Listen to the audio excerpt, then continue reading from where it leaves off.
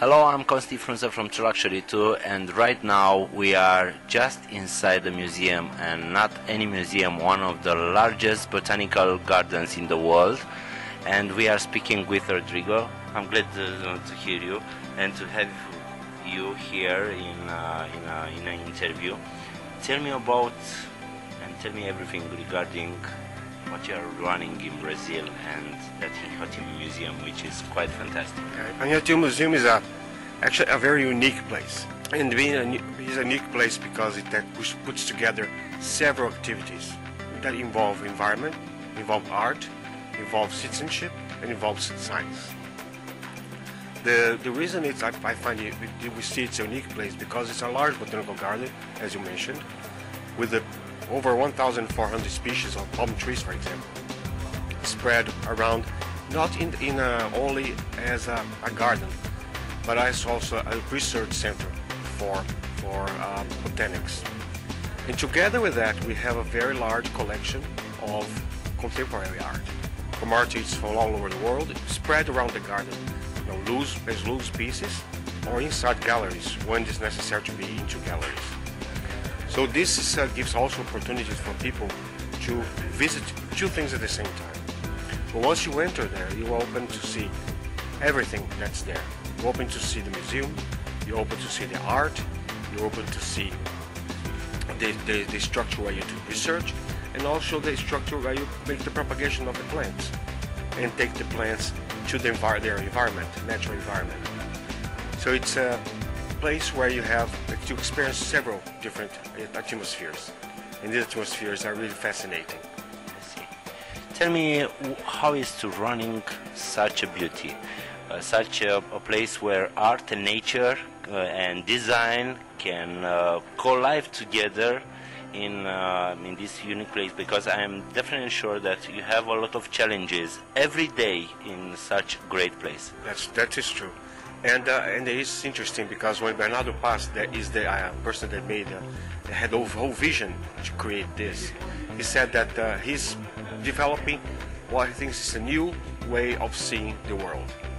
Okay. Because what you see is you bring in everything that's actually based on the highest technology into a system that you can take it back to people what's being taken away by human. You can take it back to nature. So it's a privilege to run a place like this. I consider myself a very lucky man because being a partner with Bernardo, being a partner with the curators, the botanics, the gardeners, the children, because we get about 45,000 children visiting our institute every year. And we bring them in and we feed them, and we show these children that there is a world that needs to be preserved, and there a world that needs to be taken care of. Not only the environment, but also a world of knowledge. And the knowledge is also art and science together. So Inhotim developed also a very big program of science devoted to botanics, and in partnership with all the universities. And we are in the process of building a laboratory that's an open platform to the world. I see. And if you, for example, decide to do research in botanics and you find your team a place to go, you can just go. Write us a letter and say, well, we'd like to develop this program, this is the idea we have, and you are welcome to visit us and work there. Okay, tell me briefly what is your agenda for this year, because every year your museum has been the host of a lot of design exhibitions. Yes. So in 2012, what is let's say, give me some repairs in this year for our visitors, maybe to book something, especially in one period of time. Okay, if you want to go for the launch of the 7 new pieces that we open, is in September.